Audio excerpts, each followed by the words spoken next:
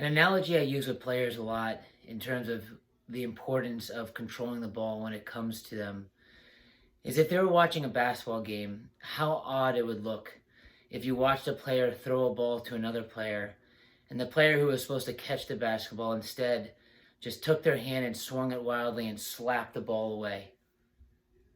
How odd would that look to them? How weird would that be? The expectation in basketball is when the ball's thrown to a player, that player catches it. After that player catches it, that player then decides whether they're going to dribble, pass, or take a shot. Soccer, it's the same idea. That ball is thrown to you. The idea is that you're looking to control and do something with that ball every single time. Yes, in soccer you can play one touch, but again, it's usually with purpose. And then with young kids, often when one touch is being played, it's not because they're trying to one touch pass to somebody, but they're just trying to get the ball off their feet as quick as possible in fear of losing the ball. Which is also ironic because when you kick the ball away, you tend to always turn it over. So the fear of losing the ball is actually kind of funny because when you do that and you just kick the ball away, you're just turning it over anyway. So exactly what you're afraid of is exactly what the player is doing. With that in mind, with basketball, if a player does get the ball and then all of a sudden just as hard and as far as possible throw the ball up court randomly to nobody, it'd also look really strange. So the same thing in soccer. If a soccer player gets the ball and they just randomly kick the ball upfield as hard as possible, it should look just as strange.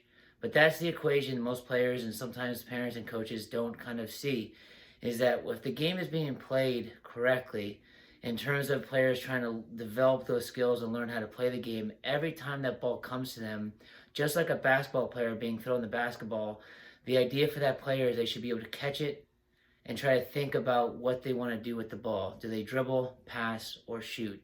If you break soccer down in its simplest form, that's in essence what each player is doing. When that ball is played to them, they have to decide, okay, I have to control it. Am I going to pass to a teammate? Do I have space to dribble? Or am I an opportunity to take a shot on goal? So when working with players, that's the analogy I typically use because it does kind of show kind of how kind of ridiculous it might look that if you're watching a basketball game and basketball players are doing that every time the ball is thrown to them, they were wildly just knocking it away from them without trying to catch it and control it. Or if someone had the ball, they were just throwing it as far as they could up court, really to nobody. So when working with players, try to get them to think about soccer the same way. When that ball comes to their feet, you're looking for them to try to control it or catch it and then make that decision whether they're going to dribble, pass, or take a shot on goal. Obviously, the higher level of the players, they're going to be able to make those decisions quicker. They may be able to make those decisions before the ball gets to them. But at the youngest levels, we have to give the players permission and show them that they should be trying to control the ball first and then trying to make a decision about what they want to do.